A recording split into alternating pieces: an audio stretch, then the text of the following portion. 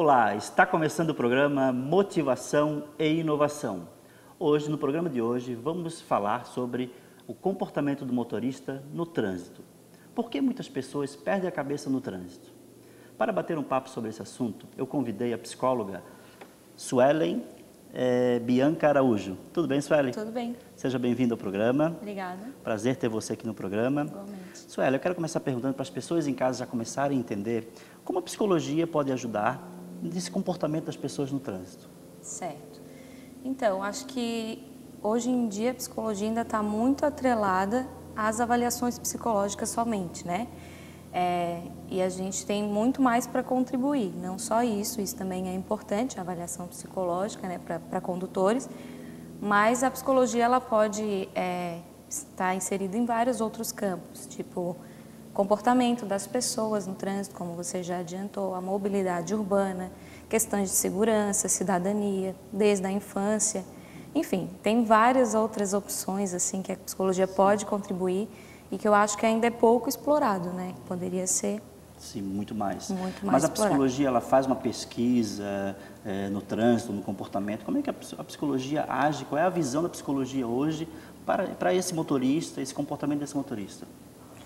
Então, tem as políticas públicas, né? A gente consegue também elaborar junto com outras áreas do conhecimento, tipo a engenharia, enfim, várias outras áreas do conhecimento que a gente consegue contribuir com questões relacionadas ao comportamento humano, a questão do estresse no trânsito, né? Outras, a gente também volta campanhas para o trânsito em outras alternativas de mobilidade, não só conduzir o veículo, né? E isso também eu acho que é bastante importante, porque o trânsito está cada dia mais complicado, mais caótico. E as pessoas perdem a cabeça muito fácil hoje em dia, né? Exatamente. Qualquer coisa, briga com a outra pessoa, bateu ali no para-choque do carro, já é uma questão de briga, né?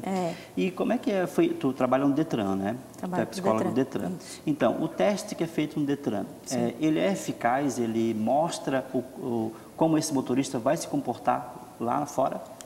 Na verdade, assim, ele é eficaz, mas não tem como garantir 100%, né, como a pessoa vai se comportar, isso a gente não tem como prever. Ele é como se fosse uma peneira.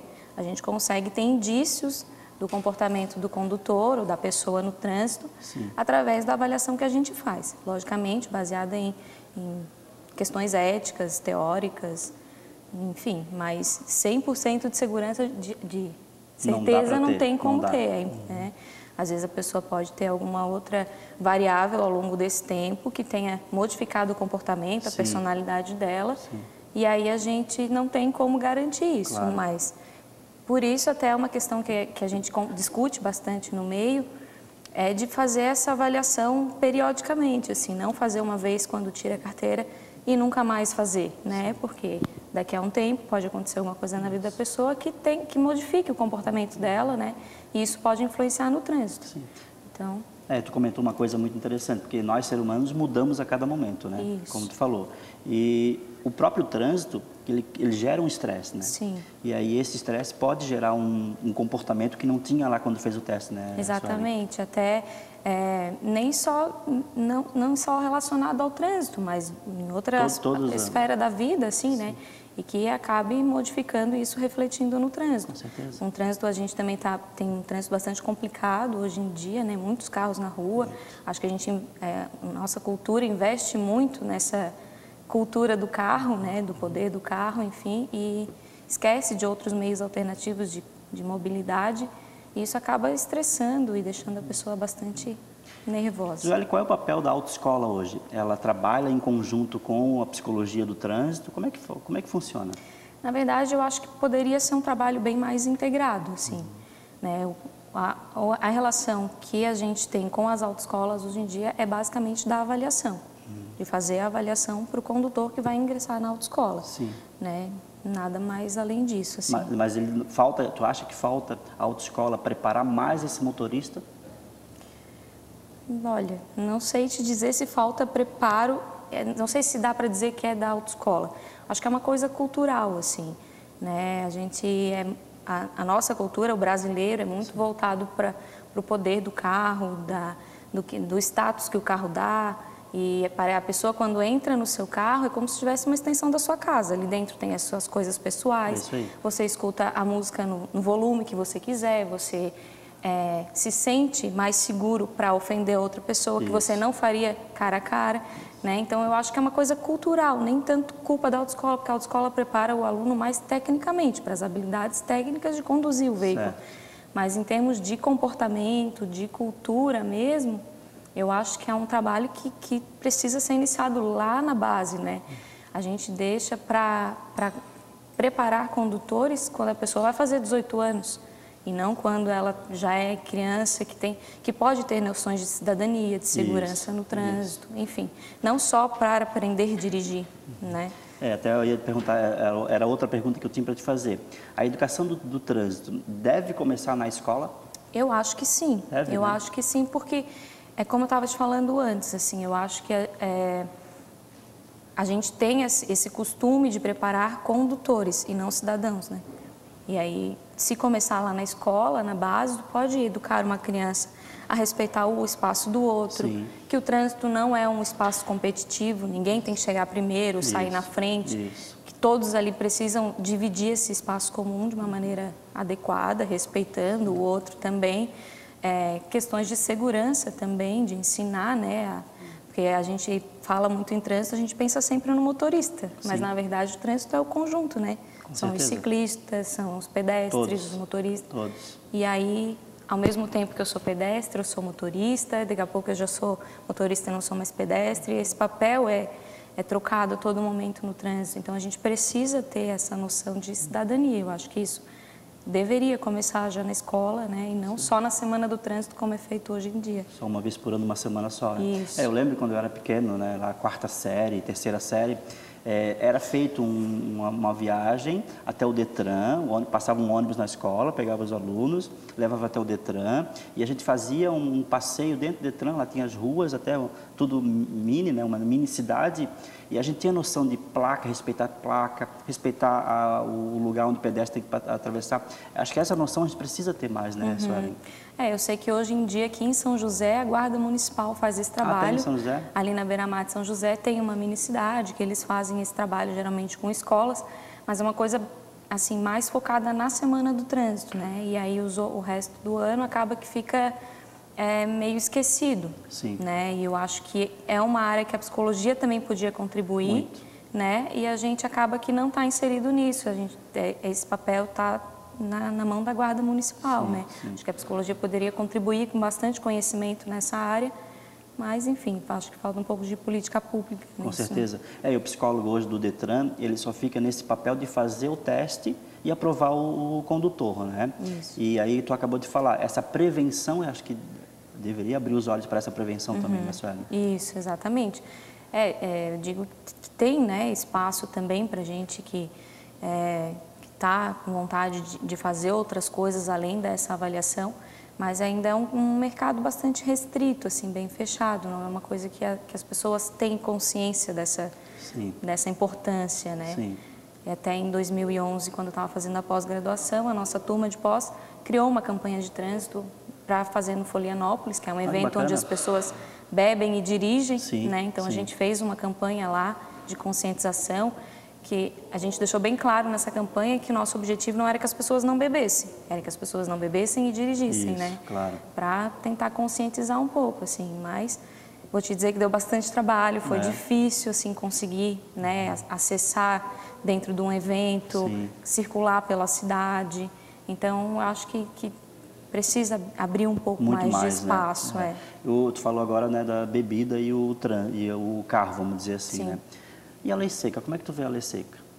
Olha, eu vejo ela como bastante eficaz, assim, eu acho uma lei bem importante, bem boa, só que precisa um pouco mais de fiscalização, né? Acho que quando tem a fiscalização é efetiva, né? Eles punem mesmo, a punição é rigorosa, eu acho que as pessoas estão se conscientizando um pouco mais, mas volta lá naquela coisa que a gente estava conversando antes, assim, é cultural, né? As pessoas precisam se conscientizar de que eu não preciso estar sendo fiscalizado para obedecer, eu tenho que ter a noção Infelizmente é assim, né? eu tenho que ter noção da importância dessa minha atitude para a vida da outra pessoa, não só para a minha, né? Porque no trânsito não é só eu, são as outras pessoas também. Sociedade toda, né? Exatamente. Suelen, agora uma pergunta bem difícil.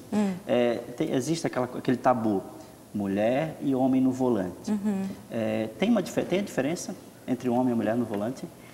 Que tipo de diferença? Tipo, a mulher é mais cuidadosa, a mulher é menos agressiva, vamos dizer, bateu no carro. O homem, ele cuida mais do carro, como se fosse uma joia para ele. Sim. E quando eu noto isso, né, quando acontece alguma coisa no trânsito, bate no carro de uma mulher, ela fica desesperada, mas ela não é tão agressiva quanto um homem. Sim. Existe essa diferença? Existe e ela é cultural, né? Tu pode perceber que quando a gente é criança, meninos brincam de carrinho e meninas brincam de boneca. Sim. As máquinas são feitas para os meninos, né? Então, desde criança a gente é já educado para isso, né? Tem essa divisão assim entre meninos e meninas. Sim.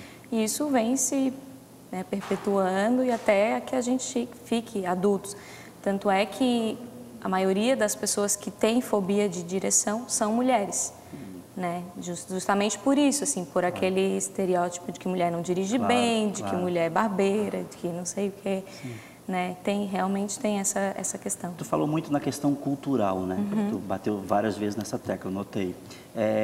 Qual o país do mundo que seria exemplo do trânsito? Que nós brasileiros poderíamos dizer assim, ó, esse é um exemplo de trânsito do mundo. Qual que tu acha que é um espelho, assim?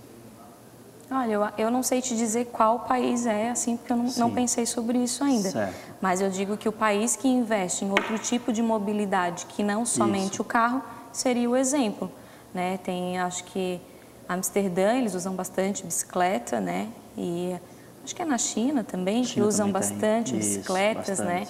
Então, eu acho que seria o modelo, seria o caminho, assim, né? Em investir outros tipos de transporte que não somente o carro, né? A cultura, ela interfere no trânsito e vice-versa? Sim, eu acho que sim. Muito, né? Eu acho que a cultura interfere no trânsito e o trânsito interfere na cultura.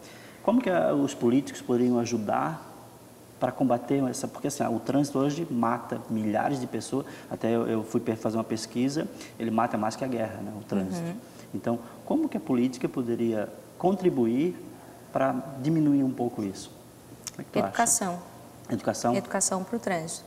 Eu acho que essas campanhas que são feitas, que hoje em dia a gente vê muito mais e as campanhas estão ficando mais impactantes, né? Mas aqui no Brasil, principalmente, a gente tinha campanhas de trânsito muito brandas, superficial, assim. Né? Isso. Hoje em dia estão mostrando umas coisas mais pesadas, as pessoas ficam um pouco mais chocadas. A gente tem vários tipos de modelo de aprendizagem, né? Eu aprendo de uma maneira, você de outra, outro de outra. Então, eu acho que deveriam ter vários tipos de abordagem, vários tipos de campanha para atingir todos esses tipos de aprendizagem. Então, campanhas mais duras ou mais chocantes, campanhas mais amenas, outros tipos que não só na televisão, né? Um processo continuado, assim, né? Não uma coisa que seja uma vez por ano, ou enfim. Acho que a educação é o que vai... Tu fez eu lembrar agora da época, lembra do cinto de segurança? Há pouco tempo atrás a gente não usava cinto, né? Não. Ninguém usava no Brasil. E sentava no carro, tem que colocar o cinto. Hoje em dia, qual é o motorista que senta no carro sem colocar o cinto? Claro, aí foi a campanha que tu acabou de falar, né? Aos poucos, a educação. Né? Foi a educação do trânsito, né? Educação para o trânsito. E é isso, né? Até as crianças, né? Antigamente a gente andava solta dentro do carro, em pé no banco de trás. Hoje em dia é cadeirinha, né? Cheio de outras coisas que são importantes para a segurança. E eu acho que essa conscientização, assim, lentamente está mudando. Sim. Nós brasileiros temos aquela coisa, né? Cultural, como tu falou. O inteligente é quem fura a fila, quem passa a perna no outro. Quem se dá melhor. Exatamente. Esse é considerado inteligente. O que não inteligente é aquele que fica lá na fila esperando 2 horas. A gente tem que mudar isso, né, Sueli? Tem que mudar, exatamente. É a coisa do status, né? Aqui no Brasil, quem não tem carro é pobre. Quem tem carro, aí a pessoa às vezes não tem casa, não tem outras coisas, mas tem o seu carro. Porque tem o status do carro, né? É o sonho de todo mundo ter o carro, né? Com essa redução do IPI que teve há uns anos atrás, tem os dois lados, né? É muito bom porque possibilita as pessoas que têm esse desejo a ter, né, um bem material, mas por outro lado também acaba contribuindo com esse trânsito caótico, esses carros, cada vez mais carros na rua, né? Aí também a gente já tem um transporte público que não é de tanta qualidade, um preço que também não é acessível. Às vezes vale mais a pena tu pegar o carro do que ir de ônibus, né? É isso aí. Conforto e custo, então tudo contribui para que se volte para o carro, né? Exatamente. A pressa é inimiga do motorista? Eu acredito que sim. Sim, né? Eu acho que sim. Tudo que a gente faz com pressa não dá certo, né? Isso acaba que fica mais desatento, né? E acaba essa semana estando mais propício a acidentes. Eu te falei isso porque essa semana um amigo meu, ele saiu atrasado de casa, ele mora no Campeche, e ele teve que correr um pouco mais. E na Via Expressa, ele estava de moto, na Via Expressa, um carro fechou ele, porque ele estava com muita velocidade, aquele ponto cego, chamado ponto cego, o carro fechou a moto dele e ele sofreu um acidente. Ele quase se foi por pouco mesmo. Então aí eu perguntei para ele, o que houve? Ele falou, Mário, eu só sofri o acidente porque eu estava com pressa. E aí é isso mesmo, né? A gente com pressa, a gente deve sair um pouco antes de casa mesmo, ainda mais que hoje em dia é tudo fila, né? Todo lugar tem horário fila. tem fila, né? E aí a pressa acaba que prejudica a nossa atenção também, né? Sim. A gente fica mais focado em vários estímulos e não foca em um só, né? Sim. Hoje a gente escuta música no carro, atende o celular, que não deve. Não pode. Passar mensagem pelo celular, não deve. Conversa se tiver alguém no carro e tem que prestar atenção no trânsito ainda. Então, são muitas coisas. Muitas variáveis, né? Em um segundo, né, Sueli? Em um segundo que a gente tenha de distração, acaba acontecendo um acidente. E 90% dos acidentes de trânsito, isso é um dado da Organização Mundial de Saúde, são causados por um comportamento inadequado.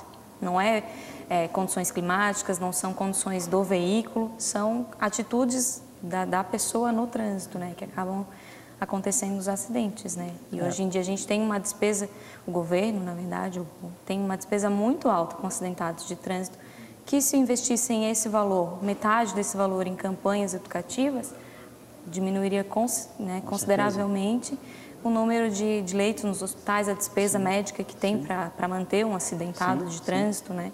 E é a causa maior de mortes entre jovens no Brasil hoje, muito grande, de trânsito. Né? Moto, né? Eu acho que moto.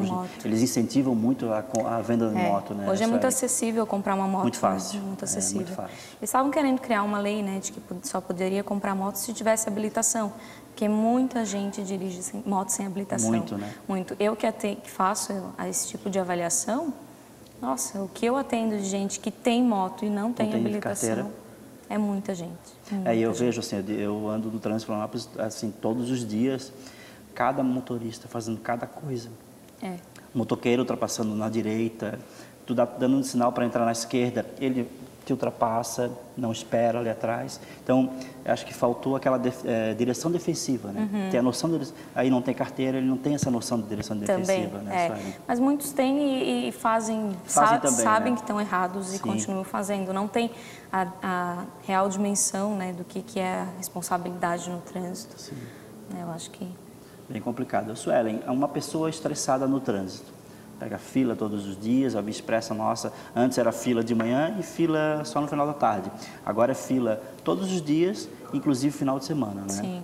E uma pessoa estressada nesse trânsito, ela é capaz de qualquer coisa? Eu acho que a pessoa, tem alguma tendência, algum traço na sua personalidade que predispõe a isso, assim, né? Não é todo mundo, não pode usar o trânsito como justificativa para cometer uma loucura ou, enfim, uma insanidade, vamos dizer assim. Acho que a pessoa tem que ter esse traço de personalidade, mesmo que escondido, adormecido, e aí no momento de estresse acaba explodindo, Mas eu acho que não dá para justificar algumas atitudes com o estresse no trânsito. Suelen, o motorista, ele... tu falou agora, né, o estresse ele pode explodir a qualquer momento, né? Então ele, por exemplo, o que ele poderia fazer quando ele chega nesse momento? Eu estou quase explodindo. Ele poderia fazer algum exercício, pensar em algo? Teria alguma dica para esse motorista? Eu acho que questões de relaxamento. Acho que uma terapia é uma boa. Né? É uma terapia também. Terapia é uma boa. Assim, respiração, né? Tentar pensar em outra coisa, se estiver parado numa fila, ouvir uma música que gosta, né? Aumentar um pouco o volume, cantar, tentar desestressar, né? Porque não adianta ficar... quanto mais tu fica naquela fila pensando naquilo, remoendo aquilo, Sim, pior é. ainda, então, né? eu acho que é...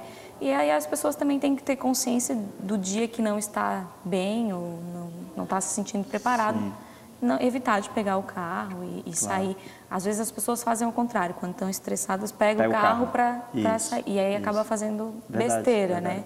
Mas deveria ser o contrário, o dia que a gente não está bem, a gente ter consciência e não dirigir. É isso, igual esse meu amigo que saiu com pressa, né? Atrasado para o trabalho e acabou, né, sofrendo coisa de segundos, sofreu um acidente, né? Sueli, eu quero agradecer a tua presença, foi muito bom. Que bom. Adorei o papo. Vou te convidar outras vezes para a gente falar de outras coisas. O neném está quase chegando aí, né? Isso, muito em janeiro. Mas tem bastante assunto para a gente conversar, né? Rende bastante outras conversas. Com certeza, outras conversas. Outras coisas. Obrigado pela presença. Obrigada também. Valeu. Tchau. O programa Motivação e Inovação vai ficando por aqui. Assista agora o vídeo motivacional da semana. Até a próxima.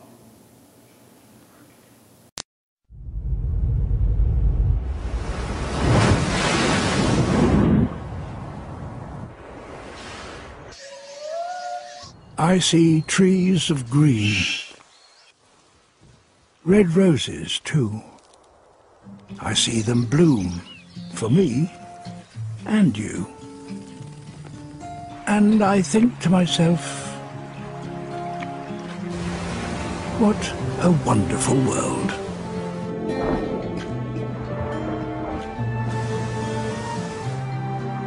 I see skies of blue, clouds of white, bright, blessed days, dark, sacred night. And I think to myself, what a wonderful world.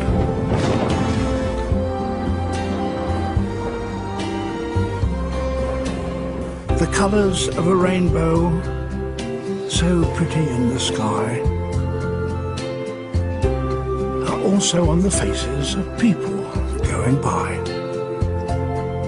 I see friends shaking hands, saying, how do you do? They're really saying, I love you. I hear babies cry. I watch them grow. They'll learn much more than I'll ever know. And I think to myself, what a wonderful world. Quite simply wonderful. Se você está pensando em fazer uma festa ou evento, ou casamento, aniversário, ou até mesmo um encontro de sua empresa, não pode deixar de conhecer o novo espaço para festas de Florianópolis.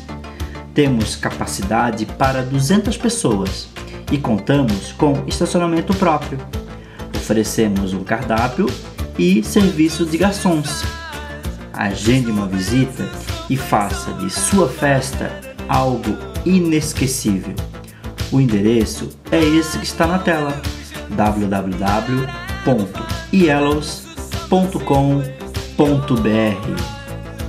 E conheça o novo espaço terapêutico da cidade, um lugar para relaxar o corpo, a mente e a alma.